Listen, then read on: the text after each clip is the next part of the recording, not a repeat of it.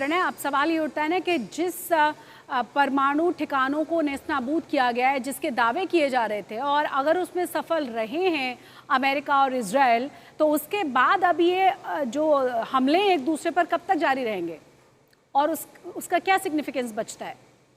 देखिए, nuclear facilities जो हैं ईरान की, अगर हम दोनों के आकलन को दरकिनार कर भी दें, तो भी आप ये तो मान ही सकते हैं कि किसी भी न्यूक्लियर फैसिलिटी जैसी जगह, कोई परमाणु रिएक्टर जैसी जगह जो है, जो बहुत संवेदनशील होती है, वहां पर अगर इतने किलो के बम गिराए जाते हैं, तो वहां पर साबुत या कह लीजिए कि वहां पर सब कुछ सुरक्षित तो नहीं होगा। ऐसे में जी।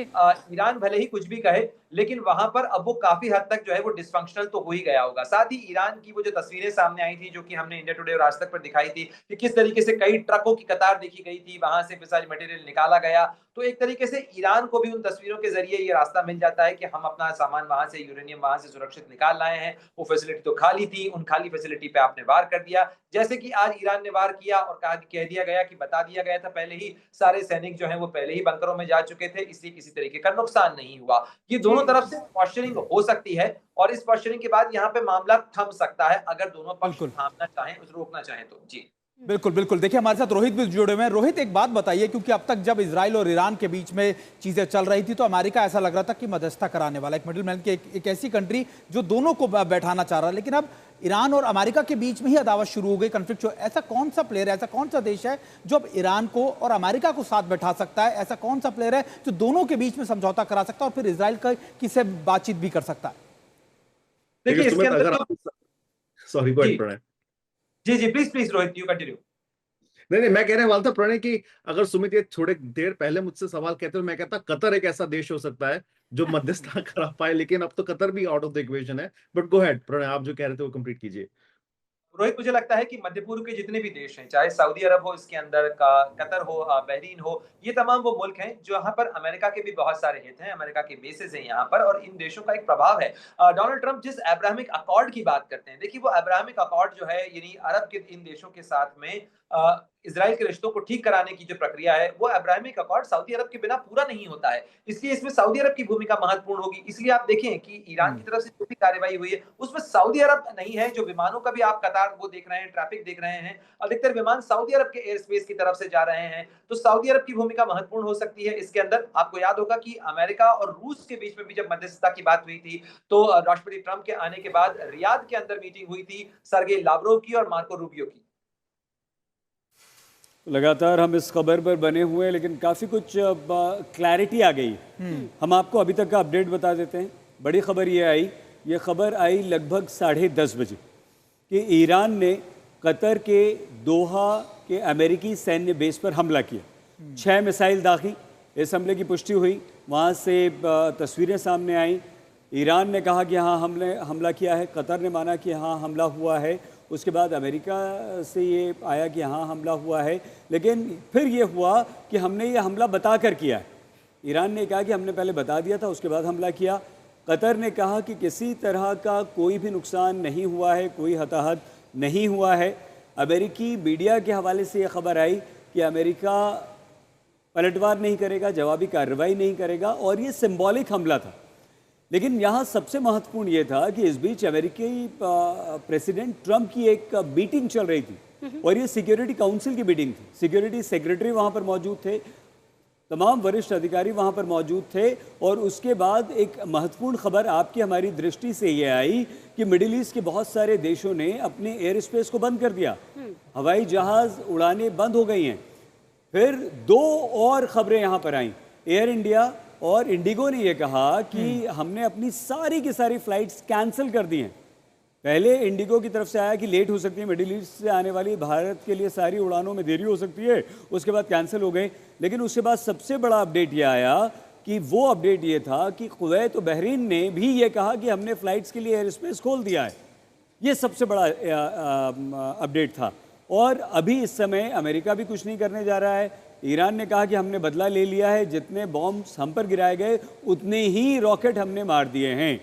मतलब ये सारी पॉस्चरिंग थी, ये सारा की सारा अपनी अपनी ऑडियंस, अपने अपने देश की जनता को संदेश देने के लिए किया गया था। सुमित, प्रणय, रोहित, सबसे पहले सुमित, अब आप तीनों की इस पर प्रतिक्रिया। बिल्कुल, सबसे पहले तो सईद आपकी बहुत तारीफ करूंगा, क्योंकि 2 घंटे की जो वर्ल्ड टेंशन थी उसको आपने 2 मिनटों में समराइज कर दिया। आपने बता दिया कि आखिरकार 2 घंटों में हुआ क्या था। लेकिन अब सबसे बड़ा सवाल यही है कि आखिरकार आगे क्या होने वाला है, यानी कल सुबह के साथ क्या होने वाला है। मुझे ऐसा लगता है कि शायद कल सुबह से भले ही ईरान और इजराइल के बीच में चीजें चलती रहे, लेकिन अमेरिका और ईरान के बीच में बैक चैनल्स पर बातचीत होनी जरूर शुरू हो जाएगी। अमेरिका से लगातार रोहित खबर बताते रहेंगे और डिप्लोमेसी की खबर पढ़े हमें बताते रहेंगे कि आखिरकार इस समय क्या चल रहा है, क्या किस तरीके से इंगेजमेंट हो रहा है, क्या बातें हो रही है। लेकिन सबसे महत्वपूर्ण बात यह होगी कि मिडिल ईस्ट के ये 2 देश जो बहुत बड़े आप कह सकते हैं कि पावर सेंटर है, ईरान है, इजराइल है, इनका युद्ध कब रुकेगा, इनके बीच में मध्यस्थता कब होगी, इनके बीच बातचीत कब होगी, सबसे ज्यादा फोकस अब यही होने वाला है। प्रणय, आपकी बारी।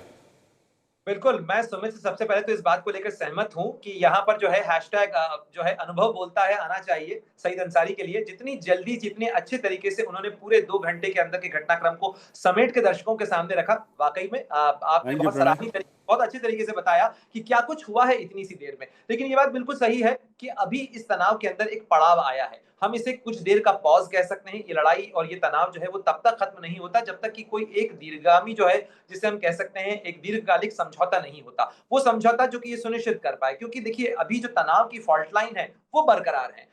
ईरान इजराइल को जो है, इजराइल का आज का भी अगर आप बयान देखें सही, तो वो ये कहते हुए नजर जी। आते हैं कि हमारा ऑब्जेक्टिव जब तक अचीव नहीं होता तब तक हमारे हमले, हमारी कार्रवाई जो है वो जारी रहेंगी। यानी वो ऑब्जेक्टिव क्या है? क्या डीन्यूक्लियराइजेशन हो चुका है ईरान का?